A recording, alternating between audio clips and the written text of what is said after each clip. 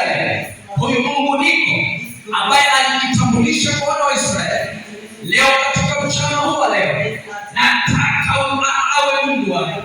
Nataka nimtambulishe kwako huyu Mungu ambaye aliwaokoa wana wa Israeli kutoka katika utumwa wa Misri. Huyu Mungu ambaye aliwaokoa wana wa Israeli kutoka katika utumwa wa Misri, kutoka katika utumwa wa kudhalilishwa. Ngoja nikwambie jambo moja. Wana wa Israeli walipokuwa Misri, watoto wao waliuawa.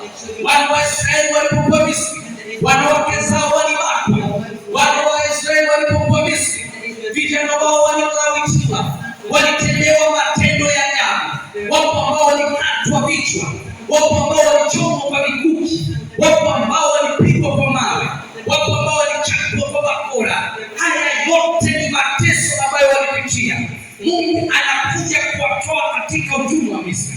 Na nataka nikwambie katika mchana wa leo, inawezekana na wewe katika utumwa wa dhambi. Inawezekana shetani amekupiga katika magonjwa. Inawezekana shetani amekupiga katika uchumi. Inawezekana wazazi wako hawaelewani. Inawezekana familia yako imesambaratika. Inawezekana ndoa imekuwa chungu. Inawezekana maisha yamekuwa magumu. Inawezekana masomo yako yamekuwa magumu. Huyu niko katika mchana wa leo, ninataka nikutambulishie huyu Mungu. Tukimwomba anasikia. Amen. Huyu niko tukimfanya Mungu wa maisha yetu, kama Musa aliyosema, huyu wewe ni nani? Na sisi leo hii tukisema huyu Mungu tunamtaka. Niliwaambia kwamba huyu Mungu tukimfanya kuwa kwetu, tusimwite tena Mungu wa Ibrahimu, tusimwite tena Mungu wa Isaka, tusimwite tena Mungu wa Yakobo, tumwite Mungu wa Israeli. Amen. Amen. Huyu Mungu tukimwita Mungu wa Israeli, atafanya mambo makubwa ambayo hatukuwahi kuyategemea. Mchana huu leo nataka nikwambie, Musa alikuwa hamtambui huyu Mungu, bado alikuwa hajamfanya kwa Mungu wake. Mungu anajitambulisha kwake, na anapojitambulisha kwake anaamua kumfuata huyu Mungu, na anaenda kuwaeleza wana wa Israeli kuhusu huyu Mungu. Mchana huu leo natamani huyu Mungu awe Mungu wako. Amen. Ninatamani huyu Mungu ambaye alijitambulisha kwa Musa ajitambulishe katika mchana huu.